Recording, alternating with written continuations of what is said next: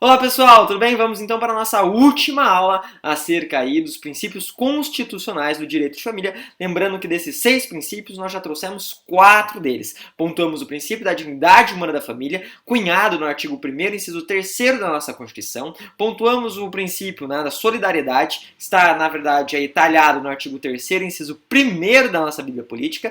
E na última aula nós continuamos falando acerca da pluralidade familiar, um princípio que com base no amor, com base no afeto, viabiliza diversas formas de arranjos familiares, não só, obviamente, ficando adstrito ao casamento. Pontuamos, por fim, o princípio da igualdade. Lembrando que essa igualdade pode ser vislumbrada de acordo com os cônjuges e também de acordo com os filhos. No bloco passado, nós falamos do princípio da igualdade de acordo com os filhos, Lembrando, obviamente, que em razão disso, filho é filho, e aí nós debelamos, extirpamos todas as terminologias que trazem em seu cerne, em seu âmago, o que? Discriminações odiosas, como aquelas expressões filho bastardo, filho ilegítimo, filho incestuoso. Isso deixou de existir, acabou o mundo Game of Thrones, filho é filho, filho possui os mesmos direitos, Possuem os mesmos direitos. Que loucura! A partir disso, a partir de agora, então, falaremos do princípio da igualdade entre cônjuges, que está aí no artigo 226, parágrafo 5º,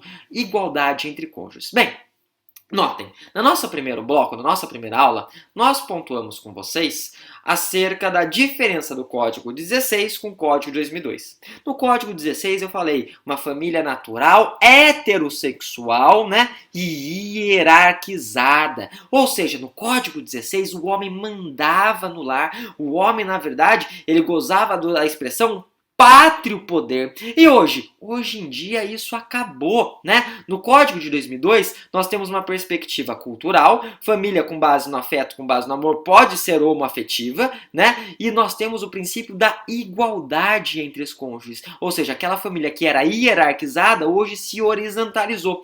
Em outros dizeres, o pátrio poder, ele deixou de existir, e em seu lugar nasce a expressão poder familiar. Então, vamos lá. O que é o princípio da igualdade entre cônjuges? É um princípio que traz em seu cerne 3 consequências. Traz em seu âmago, então, 3 efeitos. Quais são esses efeitos? O primeiro efeito é justamente isso que eu acabei de dizer.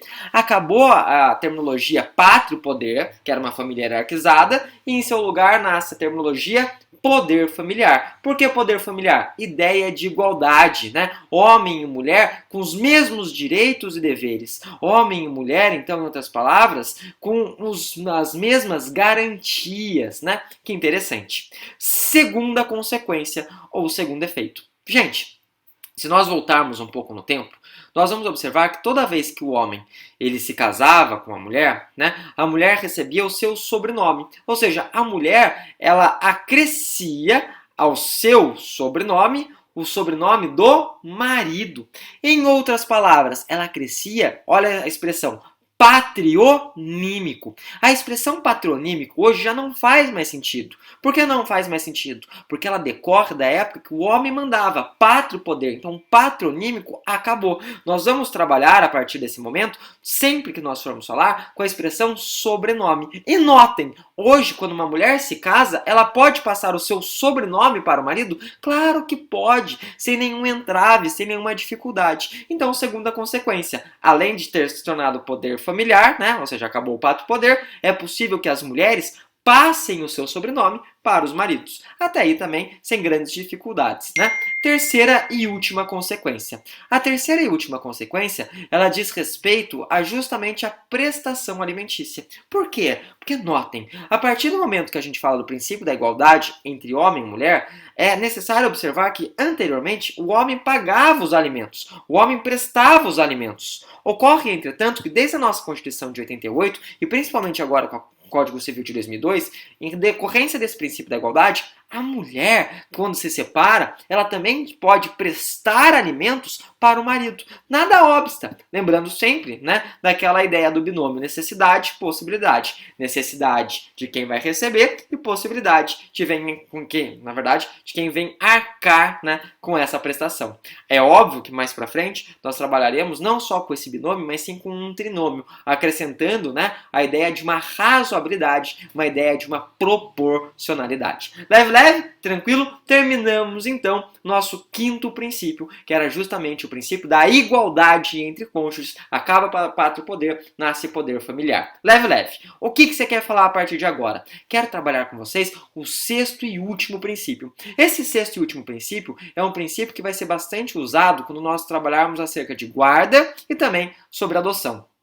É o princípio do melhor interesse da criança e do adolescente. Tá? O que é necessário observar? Primeiro detalhe, quem é criança? O nosso código, né, e bem principalmente, na verdade, o nosso Estatuto da Criança e Adolescente, a Lei 8.069 de 90, ela vai trabalhar no seu artigo 2º, no ECA-MELECA, justamente a ideia de quem é criança e quem é adolescente. Nós valoraremos que crianças são aquelas pessoas que possuem de 0 a 12 anos incompletos. E adolescente? Adolescente de 12 a 18 anos incompletos. Então, criança 0 a 12, adolescente 12 a 18. Né? Criança 0 a 12, adolescente 12 a 18.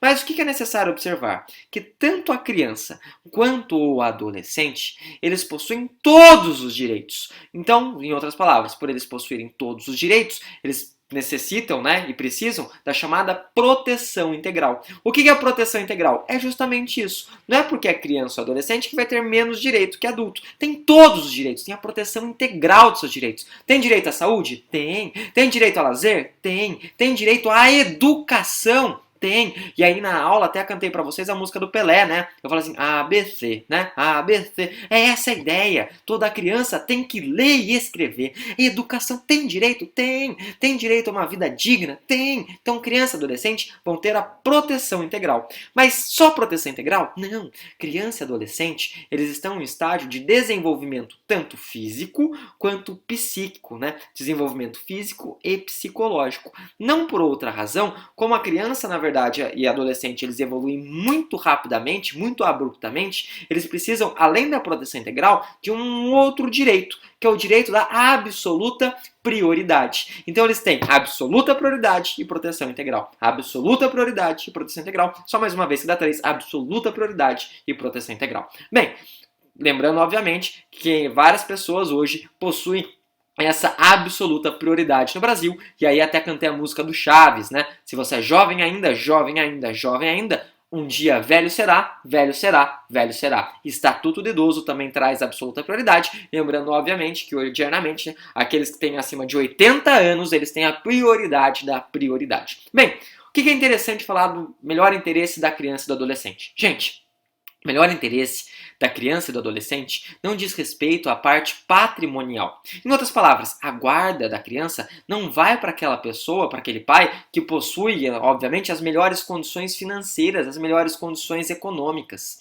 Vai para quem? Vai para quem, na verdade, demonstra, externa, uma maior possibilidade, né, uma maior identificação com a criança e maior possibilidade afetiva. Em outras palavras, aquele que consegue trazer maior afeto, porque é essa a ideia do direito de família, é uma ideia dirigida, né, voltada ao afeto, ao amor. Então, se a criança se identifica mais com um dos pais, obviamente prevalecerá a guarda para isso. Se a criança, na verdade, demonstra maior afeto por um dos pais, também terá aí a predileção para tanto, né? E isso também vale, obviamente, para o mundo da adoção. Bem, dito isso, nós terminamos essa parte revisional, que é justamente acerca, né, tanto da introdução, onde nós trouxemos aí um conceito, um histórico, e também, por demais, a parte principiológica, lembrando os princípios constitucionais do direito de família. Dito isso, deixo desde já para todos vocês um forte abraço e, obviamente, excelentes estudos, gente. Até mais. Tchau, tchau.